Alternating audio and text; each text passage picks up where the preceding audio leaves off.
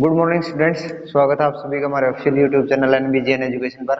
और आज का अपना टॉपिक 8th क्लास का मेटल्स एंड नॉन मेटल्स, जिसके अंदर हमने फर्स्ट लेक्चर में पढ़ ली थी कि फिजिकल प्रॉपर्टीज ऑफ है मेटल, यानी धातुओं के भौतिक गुणधर्म क्या होते हैं। अब मेटल के अपोजिट हम पढ़ेंगे नॉन मेटल। नॉन मेटल के गुण क्या होते हैं, नॉन मेटल किस प्रकार से पहचानोगे आप। तो नॉन मेटल्स के गुण बिल्कुल मेटल के अपोजिट होते हैं।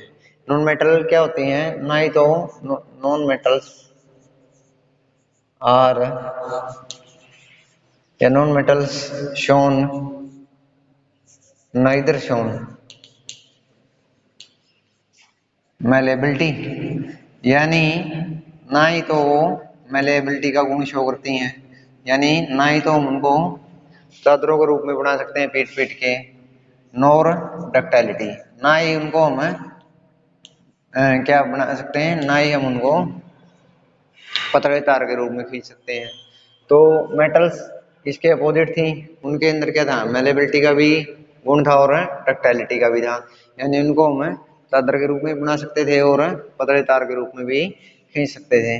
दूसरा जो आपका मेटल्स का गुण था वो क्या था कि जो मेटल्स थे दे प्रोड्यूस रिंगिंग साउंड, यानी वो क्या थी आपकी सोनरस थी। Non metals are not sonorous, यानी वो आपका रिंगिंग साउंड प्रोड्यूस नहीं करती।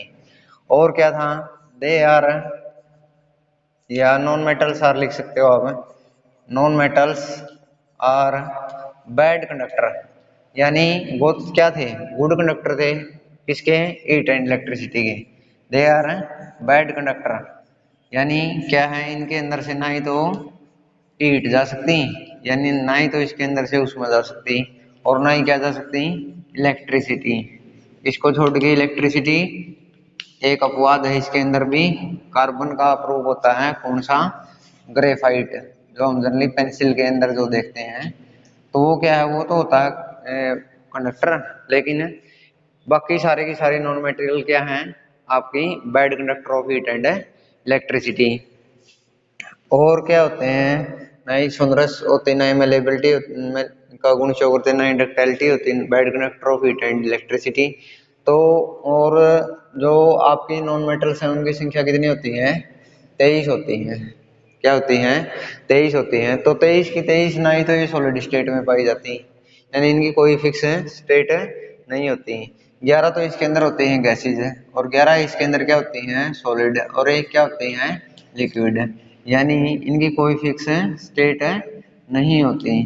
या आधे से आधी किसके अंदर पाई जाती है, गैस के अंदर, आधी किसके अंदर, सॉलिड के अंदर, और केवल एक हो किसके अंदर पाई जाती है, लिक्विड के अंदर। किसके अंदर पाई जाती है, लिक्विड के अंदर। और मेलेबिलिटी, डक्टाइलिटी, सोनरस साउंड प्रोड्यूस नहीं करती, हीट एंड इलेक्ट्रिसिटी की बैड कंडक्टर होती हैं। और मेल्टिंग बॉइलिंग पॉइंट आपको पता ही है कि यदि ये सॉलिड होते हैं तो उनके गलनांक और क्वथनांक कौन से होते हैं, लेकिन इनकी कोई फिक्स स्टेट नहीं होती। तो ये आपके बिल्कुल अपोजिट, मेटल के अपोजिट क्या होती हैं, नॉन मेटल होती हैं।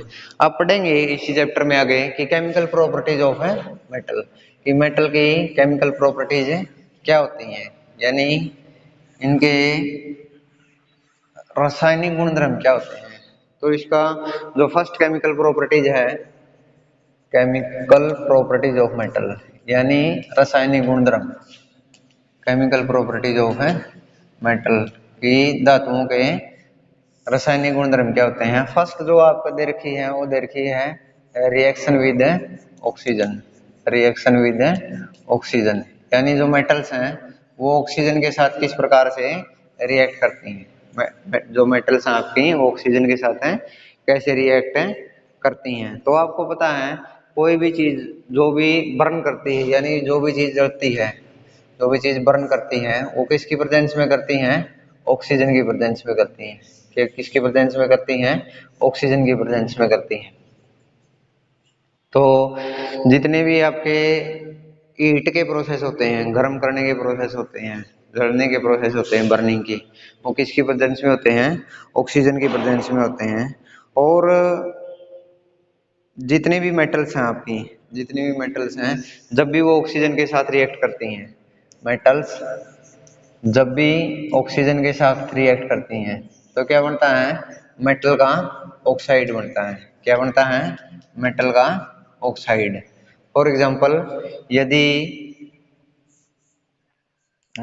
मैग्नीशियम को ऑक्सीजन की उपस्थिति में जलाया जाता है, ऑक्सीजन को मैग्नीशियम को ऑक्सीजन की उपस्थिति में रखा जाता है तो क्या बनता है, मैग्नीशियम ऑक्साइड। मैग्नीशियम ऑक्साइड बनता है आपका। इसी प्रकार सोडियम, सोडियम भी एक धातु होती है, जब भी इसको ऑक्सीजन के प्रेजेंस में जलाया जाता है तो क्या बनता है, सोडियम ऑक्साइड। Sodium oxide.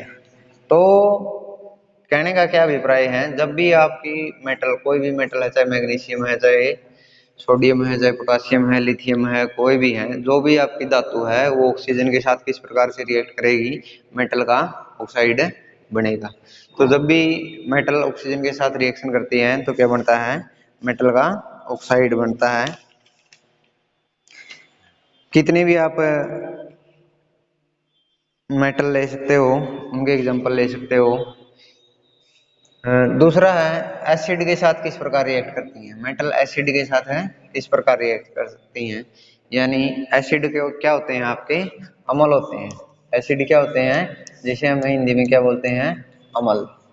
यानी अम्ल के साथ किस प्रकार से धातु अभिक्रिया करती है, यानी metal react with, metals reacts with acids, यानी अम्ल के साथ किस प्रकार से, या एसिड्स अम्लों के साथ किस प्रकार से धातुएं अभिक्रिया करती हैं। तो जब भी आपकी कोई भी मेटल, जब भी आपकी कोई भी धातु किसके साथ रिएक्ट करेगी, एसिड के साथ रिएक्ट करेगी। जब भी आपकी कोई धातु एसिड के साथ रिएक्ट करेगी, फॉर एग्जांपल मान लिया सोडियम है, HCl के साथ रिएक्शन करने लग रही है। HCl क्या होता है, हाइड्रोक्लोरिक अम्ल। तो ये अम्ल है, ये आपकी धातु है। जब भी आपकी धातु अम्ल के साथ अभिक्रिया करेगी तो ये हाइड्रोजन गैस यहाँ से बाहर निकल जाएगी, क्या बनेगी, हाइड्रोजन गैस। और जो इसके साथ पड़ा है वो किसके साथ जुड़ जाएगा, मेटल के साथ, यानी सोडियम क्लोराइड। तो क्या बनता है आपका, जब भी आपकी कोई मेटल एसिड के साथ रिएक्ट करती है तो क्या बनता है, साल्ट बनता है, यानी जो भी धातु है उसका साल्ट बनेगा।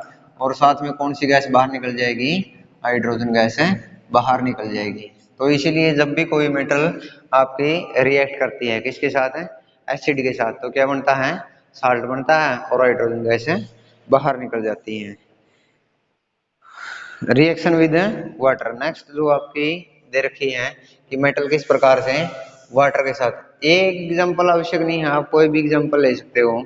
मान लिया सोडियम की बजाय आप पोटासियम ले सकते हो। पोटासियम जब भी HCl के साथ रिएक्ट करेगा तो क्या बनेगा, ये जो पोटासियम है, आपको पता है यहाँ से हाइड्रोजन गैस बाहर निकलनी है, तो पहले हाइड्रोजन बाहर निकल गई और इस पोटासियम के साथ क्या चला जाएगा, Cl, तो ये क्या बन जाएगा, पोटासियम क्लोराइड। इस प्रकार मैग्नीशियम ऑक्सीजन के साथ HCl के साथ रिएक्ट करेगा तो क्या बनेगा आपका MgCl2, मैग्नीशियम और हाइड्रोजन गैस है बाहर निकल जाएगी। हाइड्रोजन गैस क्या होगी आपकी, बाहर निकल जाएगी।